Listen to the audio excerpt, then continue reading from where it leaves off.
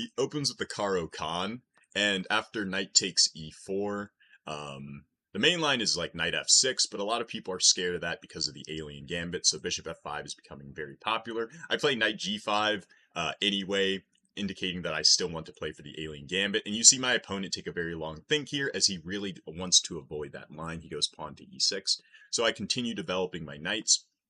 Bishop to e7, and now I play bishop to d3, and this is where the ops make the critical mistake of the game. On move 7, he plays bishop to g4 with a pin against my queen and my knight. However, there are two kinds of pins in chess. There are pins like this, and there are absolute pins. An absolute pin would be if my king was on d1, and here my king isn't on d1, obviously. So that means I can move the knight. However, obviously, if I moved it, you could capture my queen with a bishop. Although it is still legally possible for me to do, it isn't advisable. But now, because it's not an absolute pin, I have knight takes f7, and this ends the game on the spot with the fork on the king and the queen and the rook.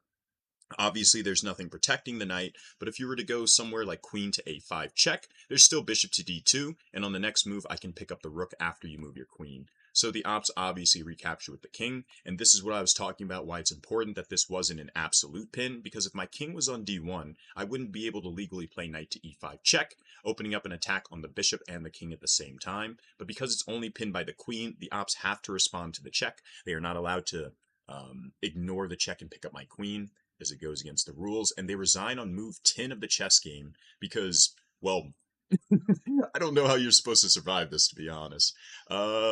Let's see. I think he should have gone king to f8. Apparently, your best option here is to go king to f8, and obviously queen takes e6, and white is just storming in here, already up 2 pawns. He's going to have the safer king, a huge heavy attack on the enemy king, and the bishop pair. Just GG on the spot.